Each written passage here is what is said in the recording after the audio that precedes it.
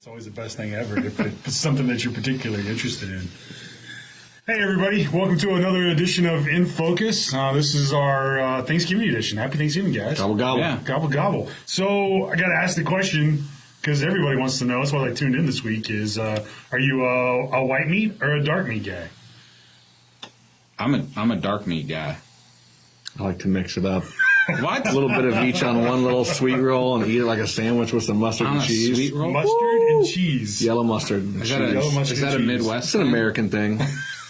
Where does the gravy? I don't know. Where does the gravy part go? On the mashed potatoes. Okay, off the board. So it's still on the board. Still on the board, yeah. Okay. White meat. I do love a good drumstick, though. Gotta love a good drumstick. That's delicious. All right, so we got the white meat, dark meat out of the question. So what about pie? Are you is it pecan or pecan if you're from the South or whatever your dialect is? Pumpkin, apple. What are you going with?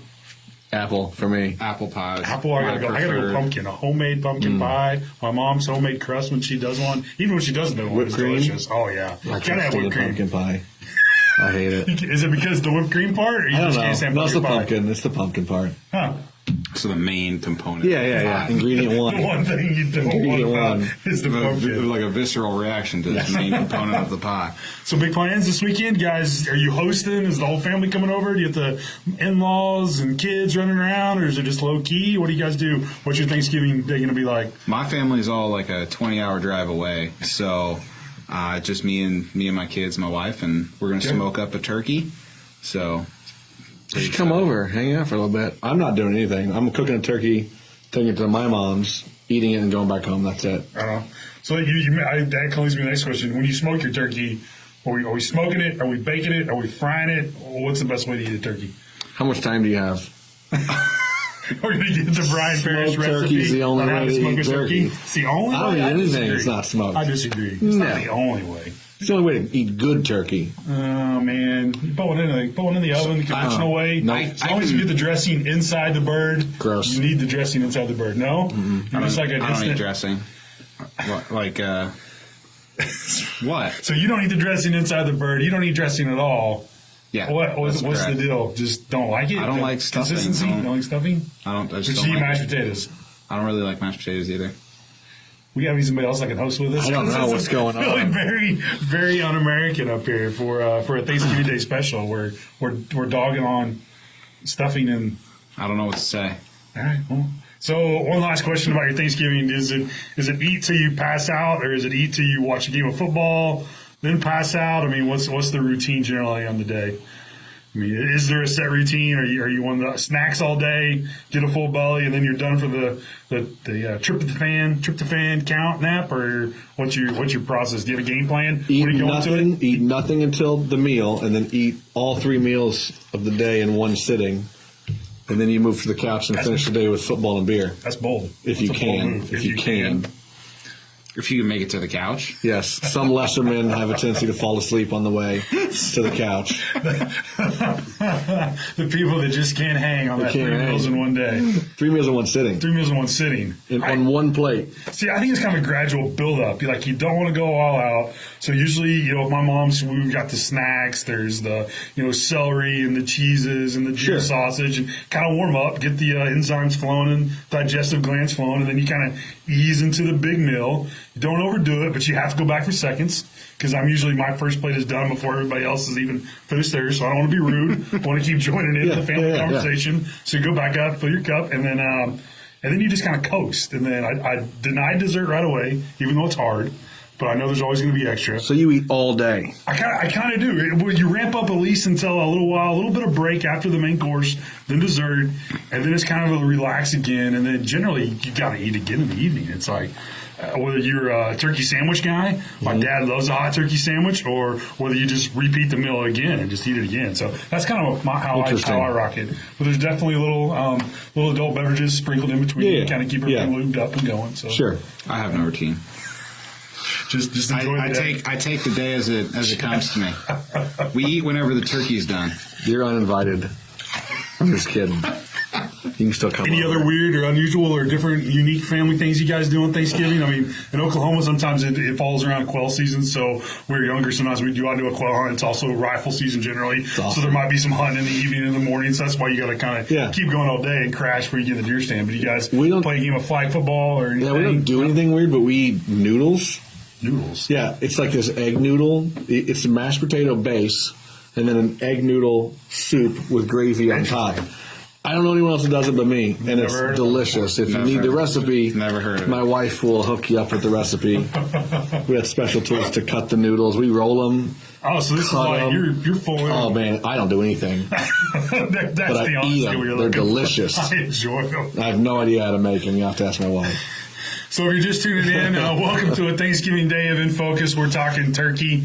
We're a bunch of turkeys, so we're just up here enjoying it. We're curious what you guys have got planned this year. Are you going to be out in the field running around? You're just going to eat with the family? What is it you guys do to celebrate Thanksgiving? But I mean, happy Thanksgiving. Yeah, Merry man. Thanksgiving, you guys. They're probably shopping. They're probably going Black Friday shopping instead of eating turkey. That's probably a good point. And if you are one of those early shoppers, I'm definitely not. I'm like a Christmas Eve or the day before guy that's always running around. I usually have it planned out, but I wait till the last minute to buy. I buy it all on Amazon. I don't have to leave the house. Well, if you are shopping on Amazon, we've got some Bushnell Amazon. deals of the day going on. So we've got our Legendels today. We've got our Legendels going on there. We got the Bushnell Trophy Cam HD Essential, and then we've got our Bushnell Power Views up on there. So about almost 70% off on some of these. So you better get them up while supplies last. So if you're doing some shopping, Bushnell, Amazon deal of the day, you're going to walk away with some good stuff. Legendel binos? Legendels. Man, those are sick. Yeah, we talked about them on a couple of shows ago. Yeah. We had Jake Van Biesler, head engineer, on there. We had a gentleman typed in and said, I hated to see those go. And, Jake kind of said, well, don't be worried about seeing them go because we've improved upon them. Yeah. We've got them even better in our new lineup of Nitro and Forge. So it was kind of a good sidebar there to that show. But if you really love the Legendels, now is your chance. Deal of the day. If you want it, you get it.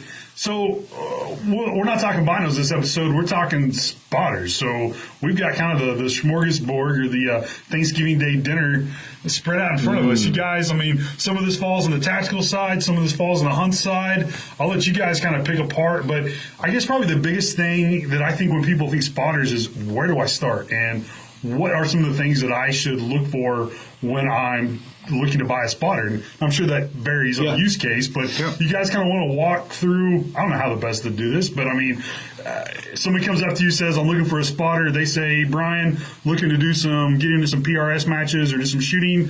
Where do you go from there? So what do you follow up? Yeah, use case is definitely a big contributor, whether you're hunting, whether you're observing, whether you're spot and stalk glass hunting, Western hunting, or going to a match, or I guess a match would fall in the same boat as like target shooting, you spend a lot of time at the range. So magnification's a big thing. We have a pair of binos up here. Personally, if I was going to spend all day, so whether that's Western hunting or like ROing, spending an entire day looking through glass, I think the binoculars give you less eye fatigue. Yeah, we've hit on those 15 by 26 for sure, at least a few times. Awesome. Yeah. So, everything else is kind of magnification, weight. Some have reticles, some don't. So, for PRS, I currently carry the LMSS, which is a pretty awesome hardcore spotter that Mr. Tom Fuller designed for Tom military. Fuller. The name sounds familiar. He owns Armageddon Gear. Oh, that guy. Sorry, Tom. I just got on the phone with him. If you're watching, Tom, I apologize. He owns it. But before Armageddon Gear, he was a Bushnell guy. He worked for Bushnell, doing military law enforcement sales. And so this was designed for Spec Ops. He actually built this to what they had in their mind. Like they had this idea. Right. We want a spotter. We want to do this. And Tom made the impossible happen, and this is what he developed. Still arguably one of the best, most durable spotters in the market. It's an 8-40 by 60. It comes with the front and rear cap. So you said 8-40 by 60. Break that one down. I mean, that's common language to us, but somebody's going 8-40 by 60. What do you? 8-40 is the mag range, so it goes from 8 power magnification to 40 power magnification. 60 is the size of this piece of glass, or the objective diameter. Currently, it comes with no reticle or a Horus H322 322 reticle. We're working on some cool stuff next year with a couple new reticles, but it's got rail kits you can put on it. Mine currently has one rail with a red dot. Guys are running spotters. lasers, all kinds of cool stuff. So what would be the purpose of running a red dot on your spotter? Why did you? So the reason I run a red dot on this spotter, and I really you got one set up on. Yeah, I really only run this spotter at PRS matches because it's not terribly heavy. It's a straight eyepiece. So I run a spotter because if I'm trying to watch Chad shoot targets at 400, 600, 800, 1,200 yards, where you're moving a lot, Right. And that's on a trigger pull Yep, we're ambient going to walk thing. through a couple of the tripods in a minute. So the spotter's on the target. Instead of having to look through at 30 power and try to find a target this big when your field of view is this big, you use the red dot to hit the target, and then you look down into the spotter and you're on it. So it makes it quicker if you're moving quickly from target to target. But same thing can be said for rangefinders. If you have a far target at a match and people are debating the distance, you have a rangefinder mounted. You got a tripod with steady legs, rangefinder, boom. Now you have a true distance. So we had something else you want to add on there, Chad? Yeah. So the other kind of tactical option, and that's always the first question, is what are you going to do with it? And for spotters, it really comes down to, do you need a reticle or do you not need a reticle? And that's usually how I get people started. But Brian was talking about the red dot. That's how this is set up. This is my Legend T. You can tell because it's got Chad Van Brunt. Right It's got my name and phone number on the bottom in case it gets swiped or left at a match. On it at least 5 times. You'd never be able to get another one. I might know where to find some more. But so this is my Legend T, obviously with my name on the bottom. But if you do need a reticle, this is set up on the left-hand side. So as a right-handed guy, if I look through this with my right eye, when I open my left eye, I can actually pick up that red dot. Okay. So I don't even have to come off the scope. I just decide to focus on the red dot, move to target, and then open my right eye. Okay. Another thing that I really like on spotting scopes, all the spotting scopes tactical spotting scopes tend to have the same layout where all your controls are in one straight line. So you've got your magnification, you've got your focus, and you have your reticle focus all in a line. And I think it's kind of difficult to keep track of which one's which. So I like to run a throw lever like what we put on our scopes on the spotting scopes. Which we probably solved for next year's LMSS for those of you that feel the same way. We probably solved that next year. Yeah. We did. But this is just a universal MGM switch view. Yep. I believe it's the Eagle Eye is the universal plastic one, but it's the only one I could find that was big enough to fit on the. Yep. So Chad's holding the what is currently called the Legend T. Because the Legend family is kind of dwindling, we moved the name to TAC Optics because it's more of a tactical spotter. Very much. So in the near future, you go to our website, you'll be able to find a Legend T and TAC Optics. It's the same exact scope. We just named it something different to kind of fall in line with the rest of our stuff. Comes with 3 rails built in. It's a 15 to 45, so it's a little higher end starting mag range, lower end top mag range. I think the objective is 60. I don't actually know. 65. 65. It's a folded light path, as you can see. So we have a straight and a folded light path.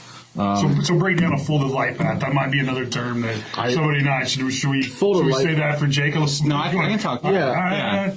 So a folded light path, essentially, you can see there's 2 kind of axes within the optic, and as the light comes through here, it actually goes through a prism, a lot like a binocular. Okay. And it actually redirects the light, so that's why it's folded, because it's not bending, but it's reflecting the light through a series of prisms to take the optical path from here, from higher down to a lower spot.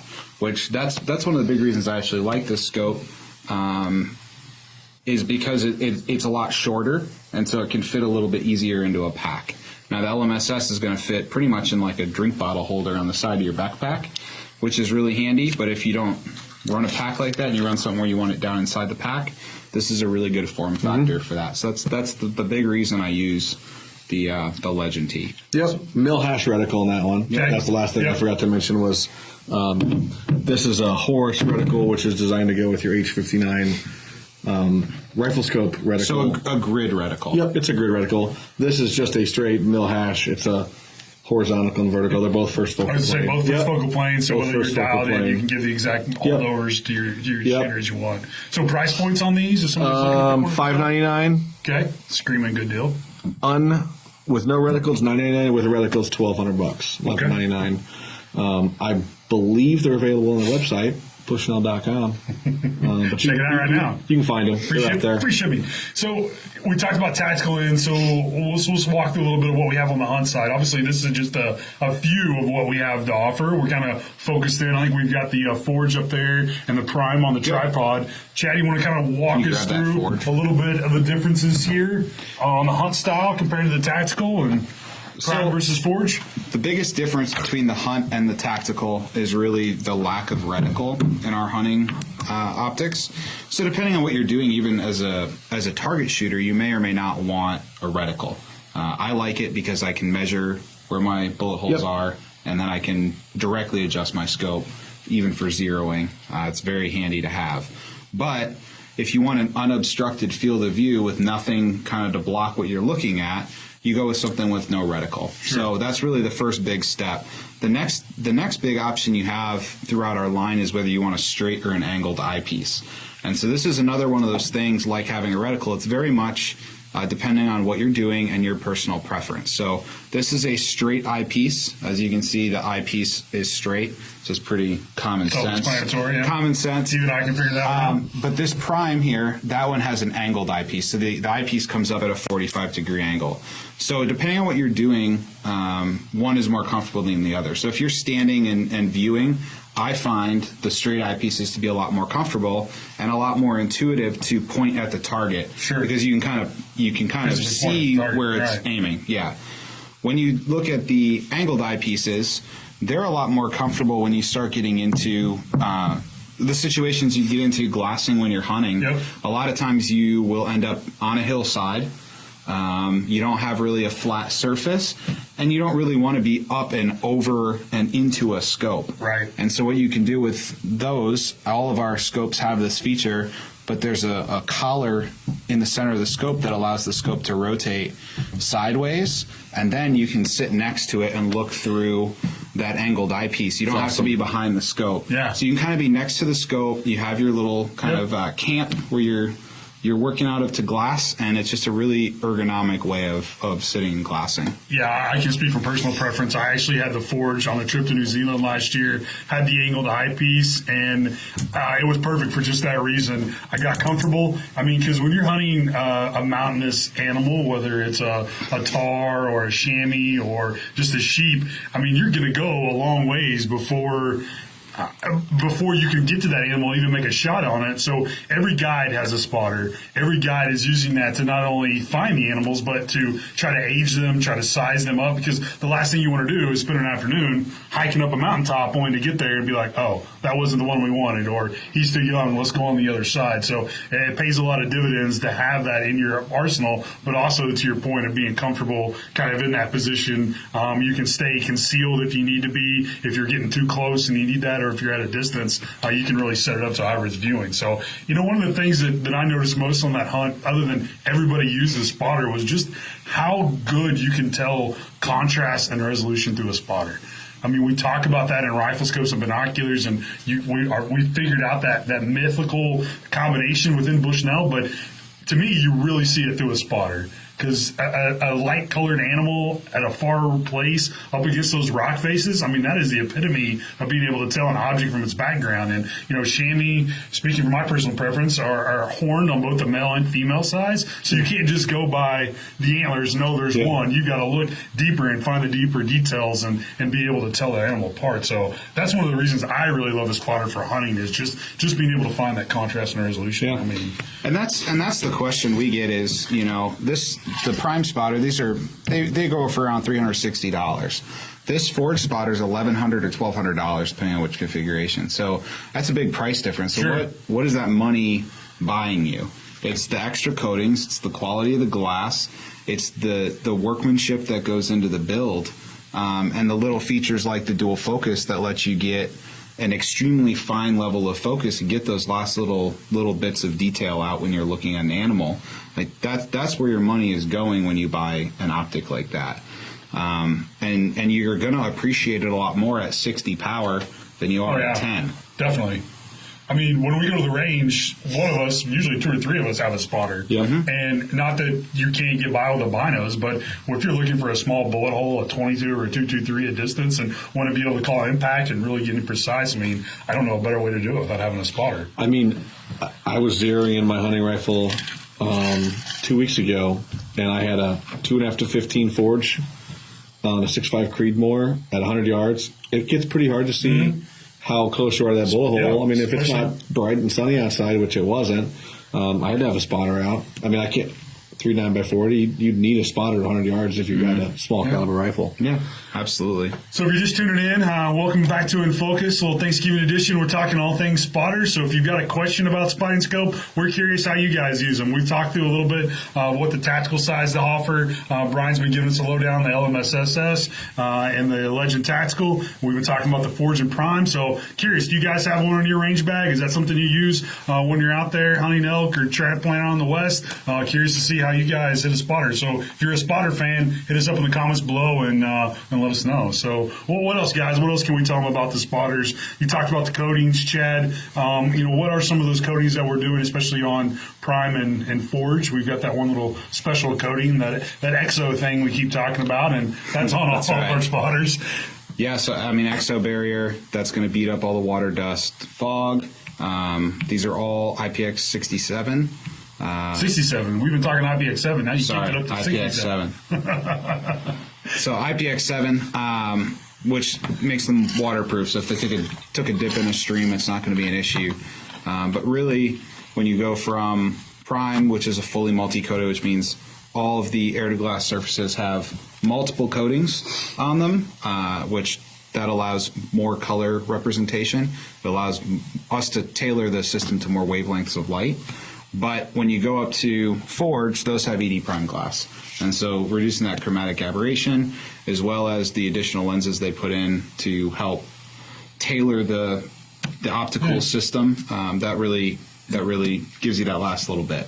I think one of the misconceptions on spotters, and this might be me, you guys weigh in, but people think they're a little more fragile than they are. I mean, we've seen these things get knocked over on tripods. I've seen them roll down the side of a mountain, but I mean, these things are built to, I mean, from the armor, from the way they're laid out, the engineering, I mean, they're meant to be, I don't want to say abused, but they're going to undergo, they can take it. I rolled this one, not this one, but the one I have at home. Left it on the bed of my truck. We were cleaning up that photo shoot at K&M.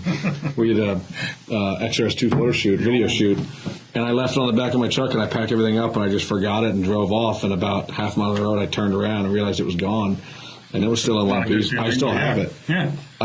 Brian Sykes, the first one I ever used was Brian Sykes', and I keep saying it fell out of a helicopter. I think he dropped it off a building.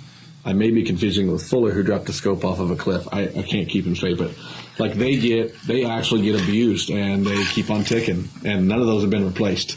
None of those have come in for warranty. They're all still on tripod somewhere. Yeah. I mean the Forge. I mean, it's a magnesium chassis, rubber armor. All the connections are metal. I mean, these are built for. They're built to be used. I mean, exactly. We understand. I mean, this is my scope. It never sees a bag. It stays directly on my tripod all the time, and I just throw it in the bed of my truck and drive to the range. I just don't worry about it. I think that might be one of the misconceptions, is because when they look at a spotter, mind goes telescope. Something that can be very fragile, that has a lot of mirrors, has a lot of mechanicals, and I don't know if that's the connection. I might be just jumping to conclusions there, but they have a similar look and feel, and for somebody who's not familiar with them, they might go, that's real fragile. I better not, better not touch it or move it or bang it around too much. But as you guys pointed out, I mean, we treat these things like all of our other gear and don't worry about it, because we know it's going to keep running. It's a tool. It's got a job to do. And if you had a catastrophic failure, which is going to take a failure, lifetime warranty behind them. So send it back and we'll take care of it. So all these products, I've got the Bushnell warranty behind it, so can't understate that. So what else? Let's talk real quick about high mag binos versus a spotter. Okay. And again, we've got guys even at this table that love both. Yep. And we feel each of them has an application. So, what are those applications? So, if, like Brian talked about earlier, eye fatigue is a big deal. If you're using a spotter for a long time, it is helpful to switch from one eye to the other to keep your eye fatigue down. But there's nothing better than using both of your eyes at the same Sure. time. You get a lot better depth perception. It's just much easier on your eyes, and it's very comfortable. But these are only 15 power. So if you're spotting hits on a steel target, that's fine, out to 1,500 yards, or possibly more. That's just the farthest I've used them. But if you're trying to look at bullet holes at 600 yards, they're probably not going to do the job. I mean, even 100, it's Right. going to be tough. So that's where something like a 20 to 60 by 80 spotting scope is really going to shine. It just gives you a lot more light, a lot more inherent resolution, and a lot more magnification to see those objects. And Matt, you mentioned it before, trying to determine, whether it's a male or female animal. Yeah. At 800 yards. Oh, yeah. I mean, At a mountain away. At a mountain away. away. I mean, Right. you're Yeah. literally on a mountain glassing the other mountain, and you see an animal, and you're going, well, that's cool. We finally picked one up out of every type of colored rock that looks exactly like the animal you're after. And it's one of those things, my guide, Higgy, he was kind of laughing at me first thing. He said, it just takes time. Your eye will pick it up. And you do. You get to know the surroundings and the animals. But then when I found one, he'd be like, okay, well, how far do you think it is? And then you start realizing that, with a 60 power, it looks like it's just on the ridge away, but it's not. Right. Then the game is afoot. You got to figure out how to get there. But to that point, just being able to pick up those small details and then stay focused in on him, I was like, man, I don't ever travel anywhere, but that's cemented the value of having one in your bag at all times. So definitely. So with the 15 by 56s, Chad, this is something that we've talked about a lot on the shows. We've got these out on the PRS circuit. Guys have been doing a lot of spotting for them, but I don't want to continue to beat a dead horse, but we talked about it. There's a thing Brian's holding right here is this connection. And I think maybe walking everybody through how some of these tripods actually, how the actual spotters mount to the tripods might be worth taking a couple minutes to kind of show people what they're looking at. Not even the mounting, but the options that we have through Bushnell when you go to buy your tripods. Sure. So we'll talk about mounting first. So most tripods come with some sort of a quick release plate, and this one's already set up. I just brought stuff from my house, so this one is set up for my tripod, which runs a system called Arca Swiss. So Arca Swiss plates, it's a universal plate design. There's other ones like Manfrotto that are a universal design, and they'll fit many different tripods. So all of my tripods and spotters, or adapters and spotters, all wear an Arca Swiss plate, as does my rifle, which you can mount on the tripod through the same plate. So this would mount to my tripod. If you don't have Arca Swiss, it'll just go on whatever adapter your tripod has. And then the binoculars get a stem that goes into the center column, and that'll fit almost every brand of binocular and most configurations. So the really small folding ones that won't fit, but this is a pretty universal piece. And so all you do is you put the binocular into the adapter, pivot it down. Once it's pivoted down, it's locked from falling out. Very nice. And then there's a thumb nut on the top that takes the swivel out, and that really locks it in. So you can leave these on the tripod and just kind of throw the tripod over your shoulder with the binoculars hanging. I know that I went Brian a pair for a PRS match, and that's what I did. That's how they were transported all weekend long. That's how I carry mine around too. So, but it is quick release. So if you are using 15x binos like we use them in the field, this is, if you don't need a spotter, this is the only thing you bring. So you wear them on your neck. You can use them handheld when you want to look for things. And when you're ready to stop and actually do some serious glassing, you set your tripod up and just click the binoculars in, and you're good to go. And if you buy a pair of Fords, this is a piece that you don't have to go shopping for because it's coming with the buy. With this bino. The 15 buys. Yep. So the 15X binos will come with the tripod adapter, and the tripod adapter will be available as a standalone item to be purchased next summer. Okay. Let's walk through a little bit of the tripods and kind of how you mount those, maybe some things to look for. We've got a couple of ones that I think would do exceedingly well. So if you guys want to spend a couple of minutes talking about that, just kind of setting these things up. I'll start with this one. So the Prime, we actually send the Prime with, this is called a tabletop tripod for obvious reasons because it's sitting on our tabletop. Some guy in marketing came up with that one. Yeah. Tabletop tripod. Smart guy. So it's just a very short leg, very simple tripod. One of the things you'll look for in a tripod is height adjustment. So this one has that. So if you have a kid, it's going to be lower. Somebody that's older is going to raise it up just for comfort. Old people are tall. Old people are tall. That's right. And then this one is I don't know what that means. Okay. This one has a single adjustment lever that allows it to pan as well as tilt in one direction. So that adjustment feature is one of the things that we talk about when we talk about tripods. So let's talk about a couple other tripods. Well, This one has a window mount. Sorry. Window mount, man. Hey, yeah.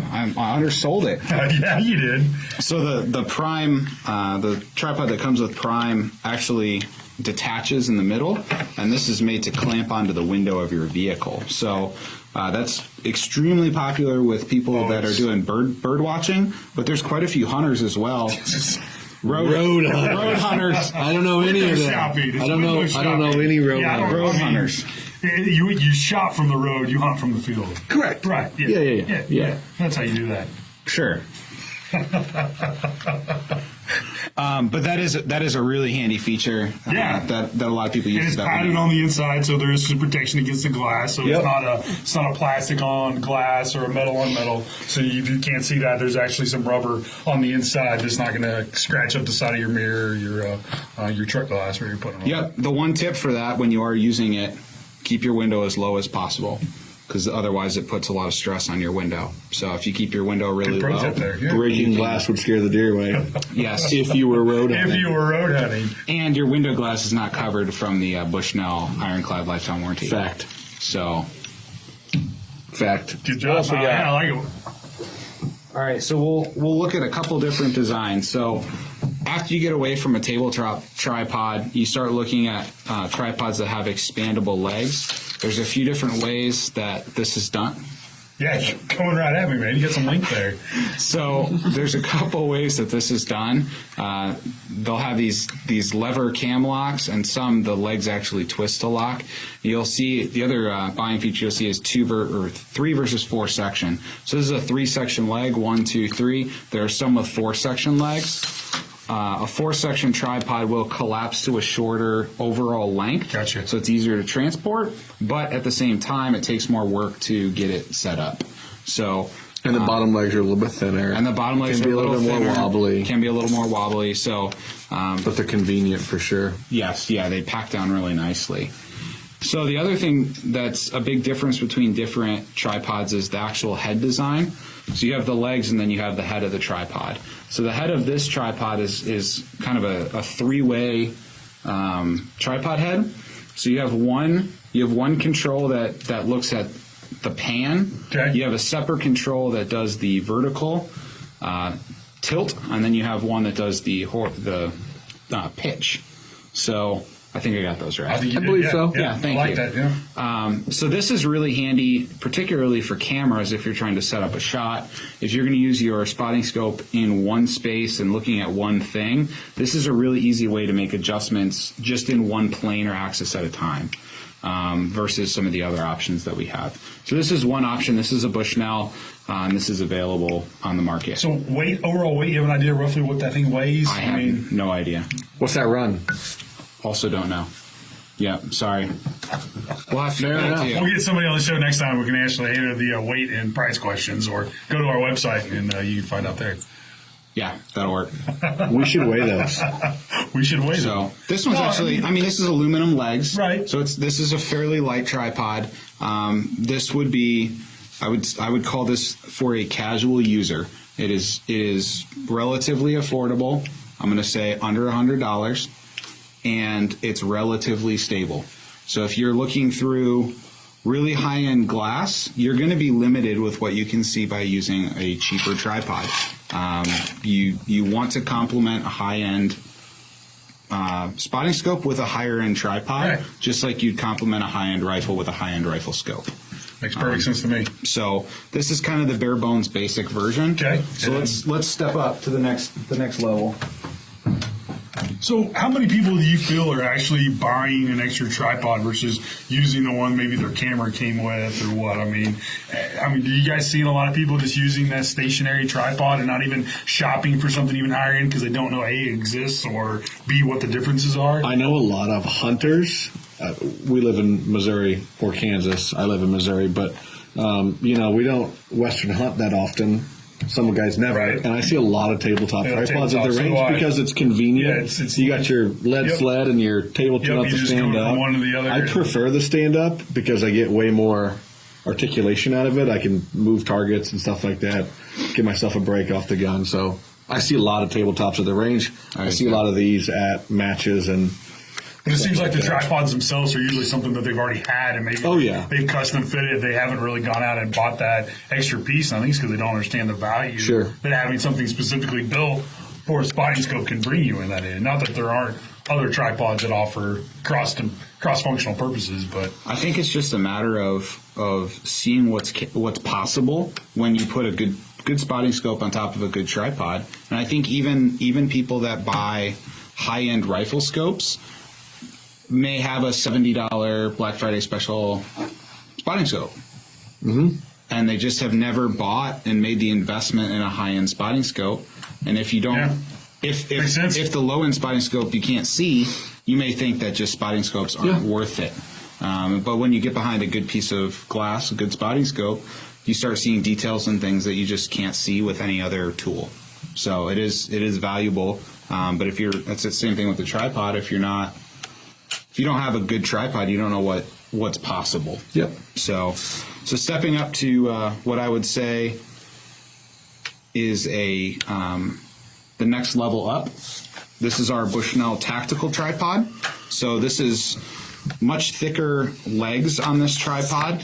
They're aluminum as well, but higher quality clamps, thicker legs. The weight on this is a little heavier than the other one. Designed to go with this. And it's designed to go with the LMSS, so that's actually ready to go. Other way. So that just clips right in. And then the big feature on this, and this is what we're talking about, the different head designs. This is a ball head design with a quick squeeze release. So this one is actually has a lot of articulation and it's very, very fast. Some people will say that it's a little bit difficult because it can be a little wobbly if you disengage the pistol grip really quick. But I think that's just a matter of using it and getting to understand how it works. I think this is a very convenient, very, very fast and easy way of aiming a spotting scope. So they do take a little bit of getting used to. I mean, I know it's the they first do. time you crank that trigger down and then it'll just drop or it'll move or articulate whichever way you're forcing it. So the red dot helps you a lot too. The red dot on top. Be a little gentle with it your first time until you understand kind of how fluid it is.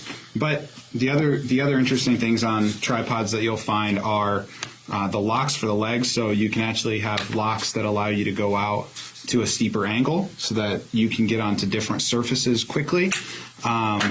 Also, the different ways that the center column adjusts and how tall it can go. You want to make sure you're getting a tripod that's tall enough for you when you're standing.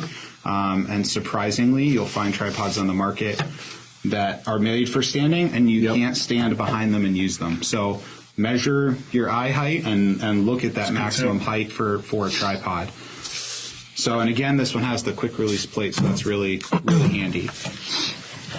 So if you're just tuning in, talking tripods, talking spotters, if you've got a question about how they're made, what we use them, what you would use one for, let us know in the comments, and we'll be happy to ask all your spotter questions. So Chad just kind of walked us through our our mid-level and then our higher-end tripod that we offer through Bushnell. So you can buy those, already come set up to work with all the spotters you see here. And then we've got kind of a custom one right here. Isn't this more of a... Yeah. This is going to be like your Frankenstein build, wasn't it? Or a little bit. So I brought this. This is my tripod that I run, and you can see from the dust from multiple states and scratches on it that I've had. This has been gently used. Yes. Like I said, I just throw it in the bed of the truck and let it bounce around. So, but these are Manfrotto legs. These are built from carbon fiber. So instead of aluminum, they use carbon fiber composite, which gives you a lot of strength for less weight. It's also, these are very rigid, so it takes a lot of the flex and wobble out of the tripod without making really big beefy legs to do that. So really, really stable with minimal weight. And then the other thing that's different on this tripod, this is called a ball head. And so it's a friction-based system with a lock, and it gives you a lot of articulation, and it's a little bit easier to control than maybe the pistol grip head is. But again, this is an element of personal preference. The ball heads with the large diameter balls are very, very stable, and especially if you're going to shoot a rifle off the top of them, you really need a higher end tripod. So I would call this. This would probably cost about $600 or $700 to build this tripod, the way that it's kitted out. I would say this is a higher end tripod for most folks, but the highest end tripods that I've used are from a company called Really Right Stuff, and they run in the $1,200 to $1,300 range. So they're about the same as a Forge Spotter, but they are extremely stable, and it's really night and day when you go from $100 tripod to a $1,200 tripod. You would think that's a little bit crazy, but when you actually look at them side by side, they do a lot. It's incredible how much more you can see just because you're on a more stable platform. So you can kind of pick your poison in that lineup of pricing and everything else, but you have a lot of options on tripods. So Patrick, we kind of asked, what's the best tripod for hunting? We've walked through a couple. What would you guys, I know, again, that kind of comes to how far he's hunting, what he's shooting at, distances, is he hiking in, is he hunting from a blind? But if you're going to give him a couple options, what would you recommend? From what we've looked at here So today? when I hunt in a blind, I bring binoculars. I wear the Bushnell binocular harness. I keep them poised right here, so I can bow hunt, I can crossbow hunt, I can rifle hunt, all with binoculars here, rangefinder here. Everything's on my body. I do bring a spotting scope with me because we have eagles eating deer carcasses and stuff. So, we do a little bit of observation with them. I think if you're a guy that does travel a long ways on the road and is looking for stuff out of his truck before he gets out and spot and stalks, something with a window mount, something tabletop would be good. Yep, I agree. If you're going to be hiking, if you're going to be doing a lot of hiking, a little bit of glassing, something extremely lightweight because you want your pack to be light. Whereas if you're doing a 3-day spot and stalk, you're camping on top of mountains, you want something that's lightweight and durable. So the durability plays a factor the more harsh the terrain. So I guess it depends on what kind of hunting you're doing. And if you're hunting, red stag versus Missouri whitetail, there's a big difference there. But I think it doesn't take a lot of research to find what's right for you based on size, weight, and what it can do.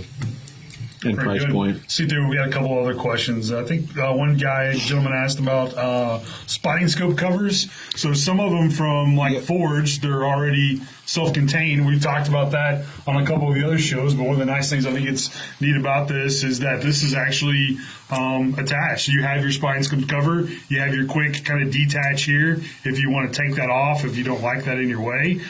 So you have that ability to kind of set it up, and as well as a rear eyepiece as well. And then you have some as well for the tactical that all come equipped with covers as well. Or if they don't, you make them yourself. I mean, this is comes with it, doesn't come with it. Right. The string is homemade. The string is not. This is. It would be much higher quality if Bushnell did it themselves versus me. I think you did a great job, Chad. Thanks, Brian. I needed that. So I think I asked Patrick for a little more insight on that question. I think what he might be talking about is the actual neoprene soft covers that go over spotting scopes. So the Forge actually comes with a neoprene cover. So I don't have it in here. You should go check out our unboxing video that we did on the Forge. That you just look down or go on. You're on Facebook. Obviously you are. Kind of a silly question. But go over there to the videos, and we did an unboxing video on the Forge, and you can see what that scope cover looks like. Yep. Legend T comes with a canvas case. That does. With it unzips here and here. Mm-hmm. You can run it with the tripod on it. It's got an opening here for your mount. Some of the older LMSSs do. Some of the newer ones don't. Next year's version will have something to accommodate. But yeah, I mean, again, it comes with price points. So the more money you spend, the more amenities you get. And of course, these being higher end come with both caps and covers of some kind. See if there's any other questions we might have missed. So if you've got a question, really anything, Bushnell, Brian Parrish, Tactical Line Product Manager, Rifle Scopes. We've got Chad Van Brunt, handles a lot of our binoculars and spotters. So now's the time to ask pretty much across the board. Any questions you guys have, fire them off, and we'll be happy to get it to them. I missed one on here somewhere. I have one here. From David Roberts, any chance you will be adding a bino spotting scope to the lineup with higher magnification for ELR shooters? Good question. This is a topic of internal debate. Great debate. Great debate. I think it has the idea has a lot of merit from all the conversations we've had about reducing eye fatigue, being able to have the benefit of using both your eyes. We're not there yet as far as deciding to offer that to the market, but it's definitely a trend that we're watching and something that we're considering. I mean, it's a growing market. Bushnell, I don't even think played in the ELR game until Robert Brantley won King of 2 Mile, and we kind of got Robert Brantley, the King of 2 Mile, the newest member of the Bushnell Gap shooting team. Oh, that guy. Gap Bushnell shooting team. Yeah. The king. The king. Yeah. So we were like thrust into this market, and we don't. I'll tell you, there's no ELR shooters on our team. I think that'll change drastically. Sure, except for the number one ELR shooter in the world. I meant internal team, the Bushnell salaried employee team. I think as companies start coming out with production boxed rifles that you can buy and shoot an ELR match, I think Ruger's coming out with one. Is that right? Yep. Ruger has one. Yep. So as that sport becomes mainstream and a little bit cheaper to get into, I think we're going to start. I think everyone will start focusing a little bit more on that extreme long range shooting. So, like Chad said, facilities. Yeah, we don't places. To shoot it. And that's getting easier to find also. So I think as the market continues to grow and the sport continues to grow, you'll see more higher end rifle scopes, spotting scopes, binoculars, gear, tripods, bipods, everything. So.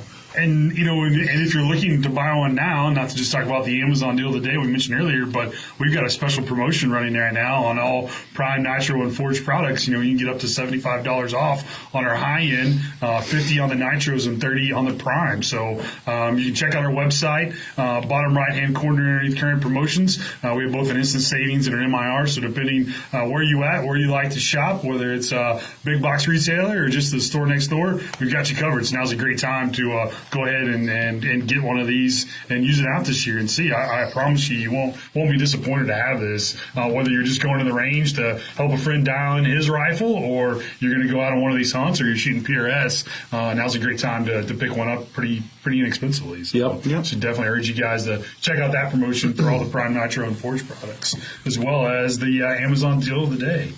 See what else we missed. What else do you guys want to talk about Spotter World? What did we miss? Anything else we didn't cover on operation or mounting or what you can do with them? I think we hit the main points on spotters. Yeah. Obviously, if you guys have questions, if you didn't get a chance to watch this live, ask your questions. We keep up with these videos in the comments. You'll see stuff from Bushnell. You'll see stuff from our personal pages as we answered people's questions. And if you can't tell, we love getting nerdy about spotting scopes and tripods and rifle scopes and shooting. So ask away. So one of the things that I get nerdy about are big buck picks. So, Brian, you had success. I had a really big small buck. He was medium size. Medium size. Yes, extra medium. How does that read on the Boone and Crockett? That's like a subdivision. I don't think Boone and Crockett measures deer this small. Here's what happened. Did you shoot a jackalope? Was this like something you actually? He's a pretty big jackalope. Okay. I've been seeing big deer all week, and big deer where I am in Missouri is like a 130 to 140 8 point with the occasional 10. We do have a 111 point hanging on the wall, but we don't get 200-inch deer. I got busted by a 10 point twice in the same day and then shot over his back at probably too far of a distance. I should have taken the shot, but I was all antsy in the pantsy. So I took a shot, missed him. I hunted 11 days this year. I've never whitetail hunted 11 days. That's a lot of whitetail hunting for me personally on a season that's not very long. And then I climbed into the tree, and my father-in-law's, 300 yards away, saying, they're coming your way, and I'm watching these deer run like crazy all night. And then out walks a stupid 7 point, and I don't know. I got buck fever, I guess. But my freezer was empty. I got to hang a deer on the wall at the farm that I am. My father-in-law's farm I hunt at. Every other deer I've brought home and hung on my own wall. So, it's a big deal for me. It's my son's second year hunting with me. Next year will be his first year hunting by himself. But he got to be there when I shot it. Very cool. It's my first deer for the wall at the farm. He actually was, a tallish 7-point, and he shrunk a lot from when I shot him to when I found him. But, I'm happy for what the good Lord blessed me with the ability to even shoot a deer. Yeah, thankful. So it's smaller than I'd hoped, but a buck is a buck where I come from. So, yeah. But I got one down. You can find it. You have to look really close. I had my son hold it up in the Hollywood pose. So it looks like a monster. It looks huge. It's a monster. The big fish pose where you get it out there. Yeah, when an 8-year-old's holding it at arm length, it's a monster. So check it out. You can find it. So yeah, if you punched the tag, if you've had success, we'd love to see those pictures. So throw them down in the comments below. Let's see what kind of success stories. I mean, it is pretty much full-blown rut. I'll put mine up there. We're kind of on the end of it in some places. Yeah. But, other than that, the deer activity I'll put mine up and set the bar low so you guys don't have much. Everybody that can beat Brian's deer. Large does. Did you see the unicorn doe that was shot, or the buck that was shot in Kansas this last weekend? Just one solid horn straight out. I'll have to find that, see if we can't post it on there. But that was pretty amazing. Should look up solid horn. I forget which state it was. This guy shot a buck. It was standing broadside, and when he walked up on him, there was another buck attached to his antlers. Oh, the two-headed buck. They had gotten into a fight, and one of them, I guess, died, and eventually his body fell off. It was disgusting. But there was like two buckheads on one shot. It's freaking awesome. I've never seen that. And that was a big buck. Today I was scrolling around and I saw it. They sent a picture of a guy with a deer, and it said, mental note, always make sure the deer is actually dead. And there were 3 photos. One of them was the guy standing behind the deer. He kind of had a real squinched up face, and you could see a little trickle of blood. And then the second picture was just the deer himself. The third picture was him in the emergency room. And from here all the way down the side of his scalp was just open. Like, I'm guessing the deer was not dead. And he got him with his antler, picked him up, and the deer just went like that. And talk about needing some serious. That's a bummer. There's ways to avoid that. There are poking him with your rifle before you pick up his head. That's just amazing. Hey, deer. That's a big animal, and the power they have. I wouldn't want to get hit by one. We had Jake Van Biesler. He was talking about he rescued a doe that was in a fence that got tied up, and you see that animal up there. And when you get to that size and power they have, they're not just the little cute Bambi pictures you see. They're a full-grown animal. Some of them are. So be careful out there. If you shoot a deer, don't take it. We don't want to see those pictures. We just want to see those smiling, happy, big buck, bigger deer than Brian's deer. That's what we want to see. Just those pictures. Deer that an 8-year-old can't hold up. He couldn't hold my gun up. I got a new comp gun. He couldn't lift my comp gun up, but he could hold my deer. I wish I was kidding. That's good stuff. So, one other thing before we get out of here, I think we got to do it justice, but we got the PRS finale coming up. So, Brian, you want to talk to a little bit about what the PRS finale is? I don't have the final roster on my head. We were looking over yesterday, but I think we got several shooters that are going to be in the end shooting. So I know that Jeff Badley, Robert Brantley, George Gardner, Brian Sykes, and Delk. I think it is Delk. I think Delk made it. And then both of our brand new A-team guys, we, if you remember, about 5 weeks ago, we invited Robert Brantley to join the Team Gap, which is our pro team, or George Gardner's pro team. We backfilled him with 2 guys, Troy and, dang it, I'm gonna mess it up. He's gonna look. I'll look. It's right but here. it's like Troy and Mike. I'm not even gonna guess. It's Troy and something, and both of those guys are in the finale. So I think the PS finale is Precision Rifle Series. It's the last match of the year. They take about the top 100-ish shooters.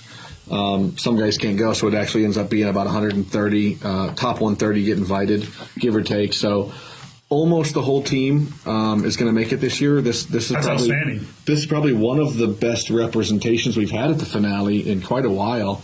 And then I'm going to screw this up because I'm not invited. 40% of your score from that day combined with 60% of your top 3 average scores for the year combined to make PRS overall champion. So So Troy and Mark. Troy and Mark. I was really close, yep, actually. You were really close. Samson. Troy, maybe it's written on the suitcase. Troy and Mark are brand new to the A team.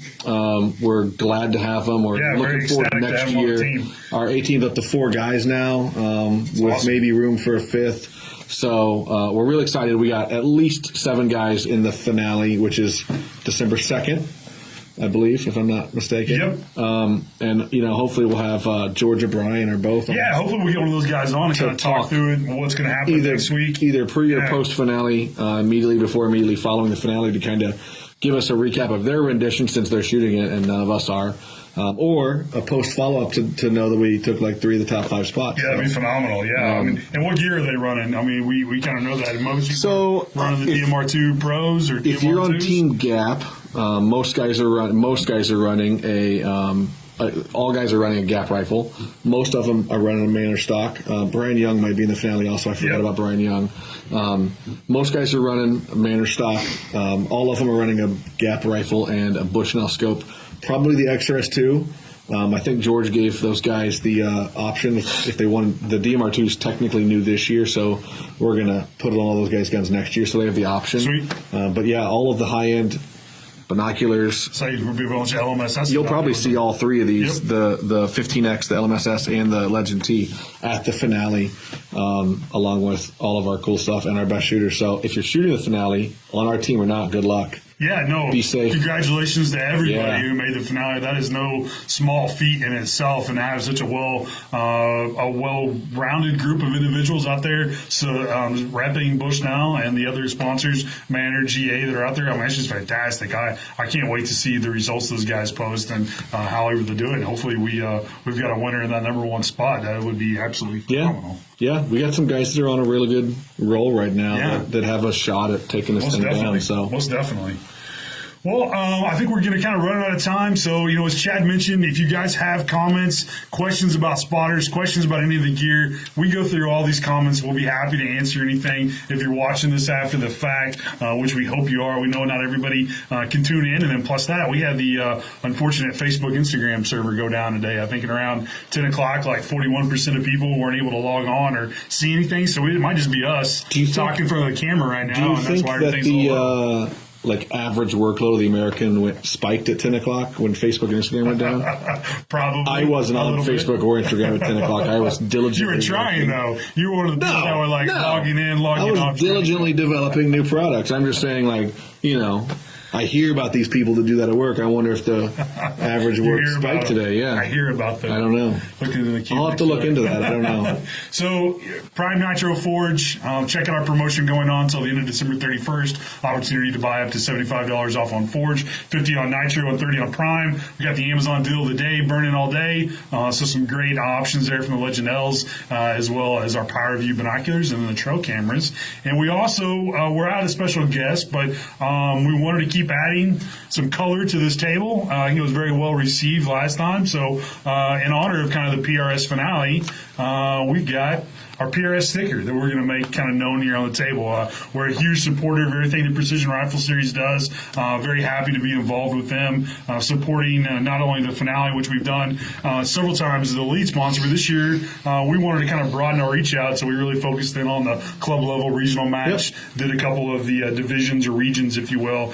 It's been extremely successful, and I think we've accomplished what we wanted to, is to get out there and get more guys in the field and more guys shooting Bushnell. So been absolutely phenomenal. So don't forget to leave your picture of hopefully your success story in the comments below. We'd love to look at those. And what else, guys? Anything else you want to say before we sign off here, other than happy Thanksgiving to everybody watching. We appreciate you guys sticking with us. This is like our 5th or 6th episode of In Focus. We were off last week, but we'll be back on. Came on a little bit early because, hey, we got families on vacation. Yeah, no one's working tomorrow. Instagram will be back up. We're not working tomorrow. Everybody will be off. But hopefully we'll be on next week coming out. Yes. These guys will hopefully be here with maybe either George or Brian talking about the PRS finale. So if you've got some questions regarding that, even if they're not on, I think you guys are going to kind of talk about it. Yeah, we'll find something to talk Brian about. on speakerphone or something and have him answer some questions or something, or get somebody else on there. Happy hunting. Good luck to everybody. Happy hunting. Happy shooting. Happy Thanksgiving. Yeah, absolutely.